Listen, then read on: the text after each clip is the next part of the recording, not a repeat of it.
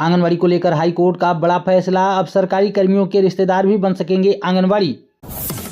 आंगनवाड़ी कार्यकर्ताओं के मानदेय को लेकर एसडीएम ने दिया बड़ा आश्वासन। आंगनवाड़ी कार्यकर्ताओं ने स्थगित किया अपना आंदोलन।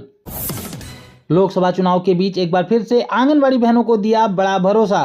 बोले आंगनवाड़ी और आशा बहनों का मानदेय होगा दोगुना। नमस्कार आंगनवाड़ी सेविका सहायिका मिनी बहनों, स्वागत है आप सभी का हमारी आज की इस बेहद महत्वपूर्ण और खास वीडियो में। मेरा नाम है विक्रम सिंह और आप देख रहे हैं ICDS न्यूज। आंगनवाड़ी को लेकर हाई कोर्ट ने दिया एक बड़ा फैसला। अब सरकारी कर्मियों के रिश्तेदार भी बन सकेंगे आंगनवाड़ी। खबर की हेडलाइन देखिए कि आंगनवाड़ी सेविका की बहाली में एकल पीठ का फैसला बरकरार। बड़ी खबर है, दैनिक भास्कर न्यूज़पेपर में यह खबर प्रकाशित की गई। आपको बता दें कि यह खबर बिहार की है। बिहार के पटना के हाई कोर्ट के द्वारा आंगनवाड़ी को लेकर यह बड़ा फैसला दिया गया है।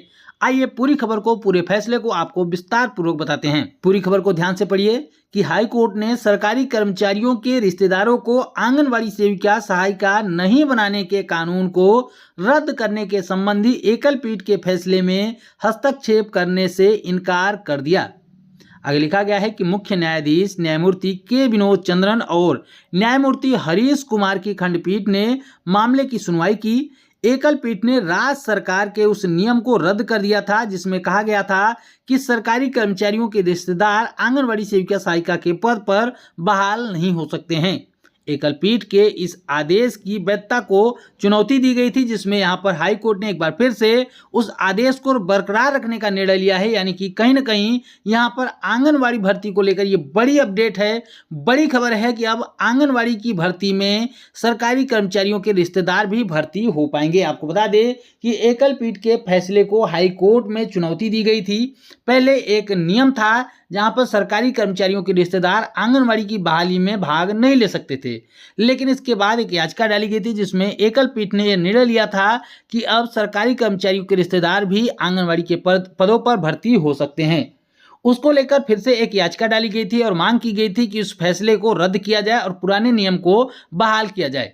लेकिन हाई कोर्ट के 2 जजों की इस पीठ ने सुनवाई करते हुए निर्णय लिया है कि एकल पीठ के उस फैसले को बरकरार रखा जाएगा, यानी कि नियम में कोई बदलाव नहीं किया जाएगा। तो एकल पीठ के फैसले को हाई कोर्ट के 2 जजेस की पीठ ने बदलने से साफ इनकार कर दिया है।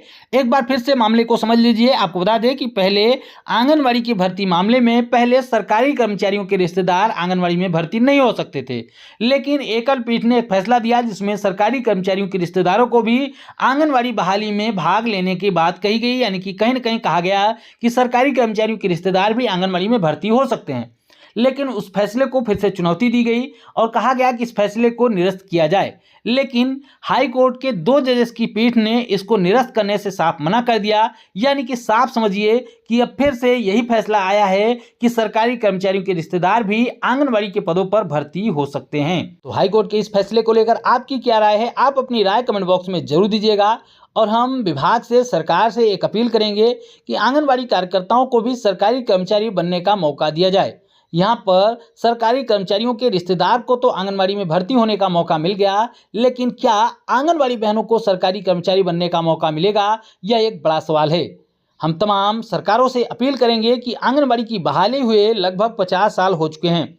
1975 के बाद से 25 साल उस तरफ हो गए और उसके बाद 24 साल इस तरफ 2024 चल रहा है, यानी कि 49 साल बीत चुके हैं। लेकिन फिर भी आंगनवाड़ी बहनों को आज भी मानदेय के रूप में ही वेतन दिया जाता है, यानी कि जो पैसे दिए जाते हैं वो मानदेय के रूप में दिए जाते हैं। आज भी आंगनवाड़ी कार्यकर्ताओं को नियमित कर्मचारी तो छोड़ दीजिए, उनको संविदा कर्मचारी का भी दर्जा नहीं मिल पाया है, न ही उसके बराबर का वेतन मिल पाया है।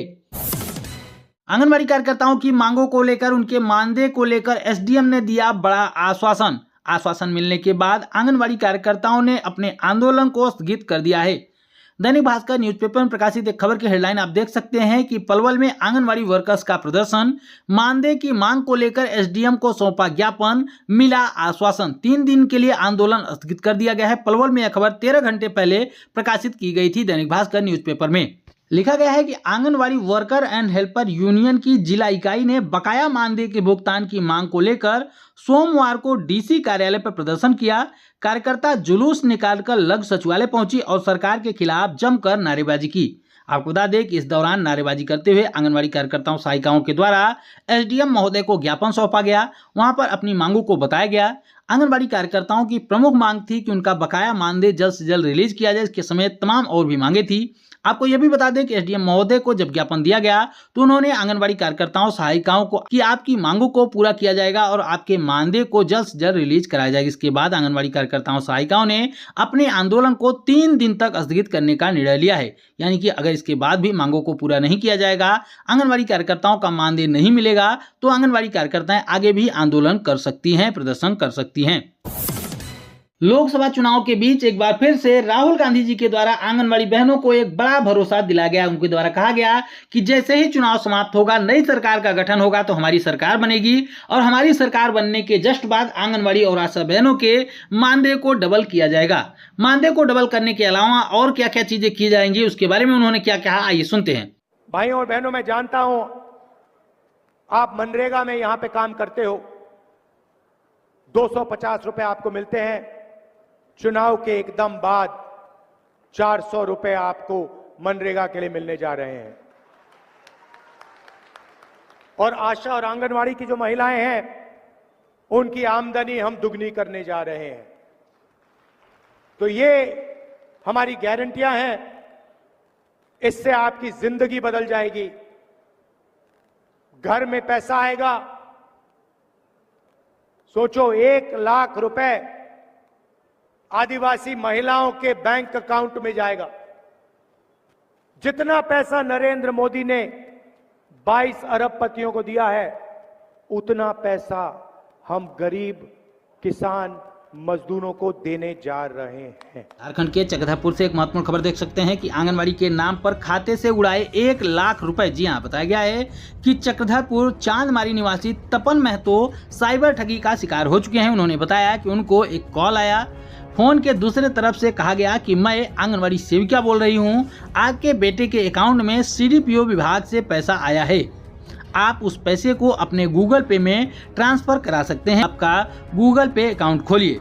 उसके बाद जैसे ही गूगल पे अकाउंट खोला गया तो वहां पर पहले किस्त में 49,472 रुपए काटे गए। उसके बाद आपको बता दें कि इसके बाद फिर से उसका कॉल आया। उन्होंने कहा कि मेरा पैसा कट गया, तो फोन के दूसरे तरफ से कहा गया कि रिफंड में क्लिक करें, आपका पैसा वापस आ जाएगा। जैसे ही उन्होंने रिफंड में क्लिक किया तो दोबारा से 49,472 रुपए कट गए। यानी कि 2 बार 49,472 रुपए 49,472 रुपए करके 2 बार में पैसे काटे गए। उसके बाद आप समझ सकते हैं कि टोटल 1 लाख रुपए जो हैं उनके खाते से उड़ा दिया गया। इसके बाद तपन ने उस नंबर पर कॉल किया, लेकिन कॉल नहीं लगा। इसके बाद उन्होंने लिखित रूप में चक्रधरपुर थाना और बैंक को शिकायत की है।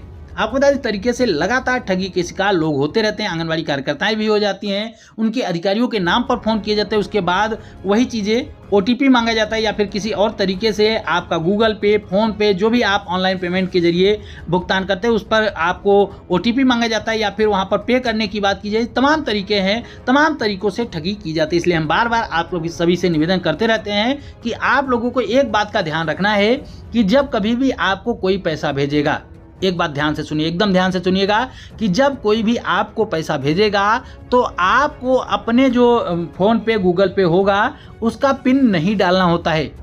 पैसा प्राप्त करने के लिए कोई भी पिन नहीं डालना होता है। तो आपको किसी भी हालत में, चाहे कोई भी बोल रहा है, चाहे एसडीएम बोल रहा हो, चाहे पीएम बोल रहा हो, चाहे सीएम बोल रहा हो, कोई भी बोल रहा हो सामने से, आपको अपना पिन नहीं इंटर करना है। इस बात को आप लोगों को ध्यान में रखना है, अन्यथा आपके अकाउंट से भी इस तरीके से पैसे जा सकते हैं।